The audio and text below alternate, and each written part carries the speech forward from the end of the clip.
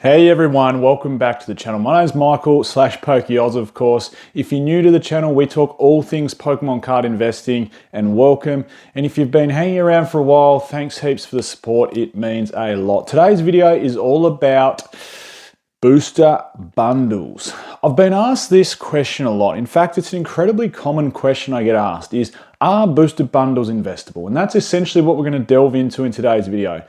To give a little bit of background around booster bundles, they come out during Lost Origin. So prior to that, we had build and battle kits, which gave us a few booster boxes. And I think perhaps there was a little bit of confusion when booster bundles first came out. So in case you don't know what they are, little bundle that has 6 booster packs inside them. So started with Lost Origin, and a lot of people probably thought they looked a bit like build and battle kits. And I think there was a little bit of confusion. Lost Origin, Silver Tempest, etc. Quite often they would be seen on sale in the United States for $18 US, like $17.99. But typically, maybe just for the sake of this video, we'll work off a $20 US base price or buy-in price, because we're going to compare booster bundles to booster boxes in equivalent sets and see how they actually perform against each other.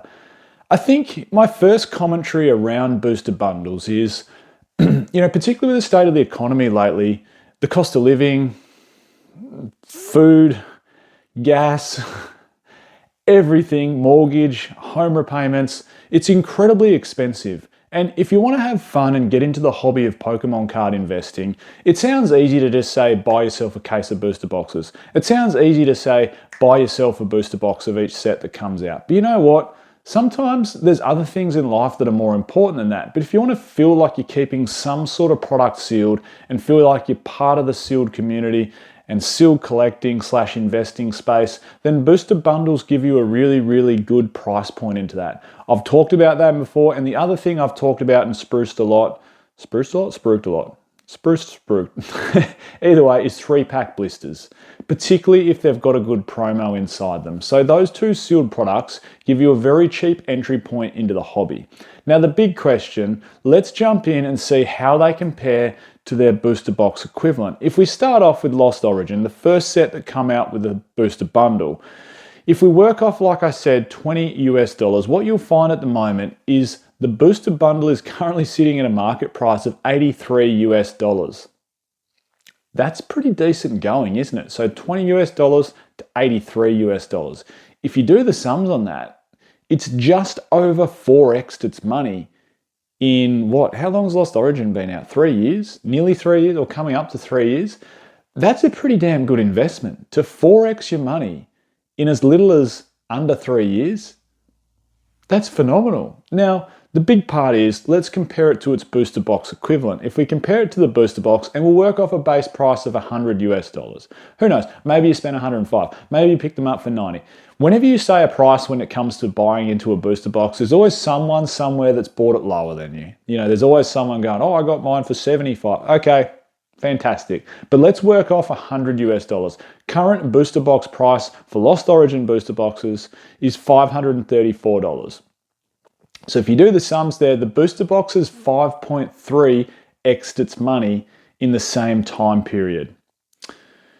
You look at the booster bundle and you go 4x, that's not bad going. But then you look at the booster box and you go 5.3x. So if you'd parked your money in booster bundles versus booster boxes, you would have performed better in Lost Origin buying into the booster box. Now, the other thing that I think really comes into play here is you've got to think about the cost of selling them. So if you'd sold that booster bundle, and this isn't even taking into account any shipping or any fees, $20 to $83 is $63 profit. The booster box, $100 to $534 is $434 profit. You would have to sell 7 of the booster bundles to make the same amount of profit of selling 1 booster box. And the fact remains, when it comes to sealed Pokemon card investing, or any Pokemon card investing when it comes to this, the only way to make money is to sell. You don't get dividends off your Pokemon card investments. They don't tick along each month or each quarter or each year and pay you a dividend. It doesn't happen. The only way you make money off them is if you sell them for more than what you paid for them. And you know what? I'd rather sell 1 item than 7 items to make the same amount of money. That's just a little point to keep in mind. Now, before we jump into the next examples, I just wanted to give a shout out to today's video sponsor, which is of course the Collector app. If you don't have it, I'll leave a link in the description to download it. It's a great app. It's so easy to use. For an investor or a collector, you put all your collection in there, or your sealed product or your singles. As an investor, you can see what the gains are from each product. You can see daily sales. You can see charting and price charting. You can see what your total collection's worth, what your percentage gains for the last 12 months have been. And it's so easy as an investor or a collector to use this app. There's also some great pro features now. Of course, I'm on there as a pro member. You can check me down in the content creators section. You can follow me on there and see my investing journey. Just about to pick up some destined rivals, so we'll add that to the collection. Fantastic app, link in the description to download that one. Right, so the next one I wanted to go on is a set after Lost Origin, which came out with booster bundles, which is of course Silver Tempest. Now again, working off a base price of $20 US, Silver Tempest booster bundles are currently worth $58. That is 2.9x its money in the last 2.5 years. Again, pretty damn good going. So booster bundles are proving to be somewhat of an okay investment. Now let's compare it to its booster box equivalent, working off the base price of $100 US. You're looking at $339 as current price. It is 3.4x its money in that same time period. One more little piece of information to keep in mind. You get 6 booster bundles in the booster bundle. Yeah, sorry, you get 6 booster packs in the booster bundle. You get 36 booster packs in the booster box. Now, if the booster box is 5 times the booster bundle price, 5 times 6 is only 30 packs. So the booster box is giving you better value for money when it comes to packs. You're getting a lower entry point per pack in the booster box. Very simple maths.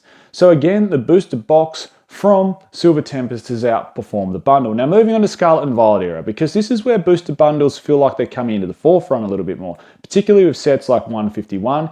Cases of booster bundles are proving to be really, really good investments. Now we don't have an equivalent to really compare it to when it comes to Prismatic Evolutions or 151, and maybe those sets haven't had enough time to really mature, so I'm going to pick on an early Scarlet and Violet era set, which is of course Paldea Evolve. Now if we look at the booster bundles, working off $20, they're currently going for $56. They've 2.7 times their money in the last 2 years that Paldea Evolved has been out. If we look at the booster box working off $100, it's up to $292 now. So it has 2.9x its money. So in fact, the booster bundle is very much clipping at the heels of the booster box in terms of a return on investment. And speaking of booster bundles, and I suppose summarizing this whole video, and are they a good investment? Well, what they've shown so far is they do prove that they grow quite well. It is also clearly showing that they don't grow quite as well as their booster box equivalent. But what about holiday sets? What about sets where we don't get booster boxes? And I think they're a pretty damn good investment. 151 booster bundles, particularly if you've got the sealed case of booster bundles, Paldean Fates booster bundles cases, of course Prismatic Evolutions booster bundle cases, these will all prove, in my opinion, to be fantastic investments down the track. Now, will they outperform their Elite Trainer Box equivalent? Time will tell. They're 6 packs versus 9 packs in a much, much smaller and easier to keep box. They do present quite well as a sealed product. They don't take up heaps of space. There's certainly some pros to them. And I think they're going to sell well as well. They're not going to be difficult items to liquidate down the track. I think they're going to be quite easy items to sell, particularly if you've got a case of like 151 booster bundles. That's going to be an extremely hot item. Or Prismatic Evolutions booster bundles, or Paldean Fates booster bundles. They're all going to be very, very easy items to sell and liquidate down the track. So to, I guess, answer the overall question, yeah, I think booster bundles have some pros going for them. They have a cheap entry point. They've proven so far to be performing quite well as a sealed investment, but not quite as well as their booster box equivalent. If we fast forward to Scarlet and Violet era, I'm going to say Paldean Fates, Prismatic Evolutions, and 151 are all going to be fantastic investments when it comes to booster bundles. I'm Michael, this is PokeOz. Catch everyone next time.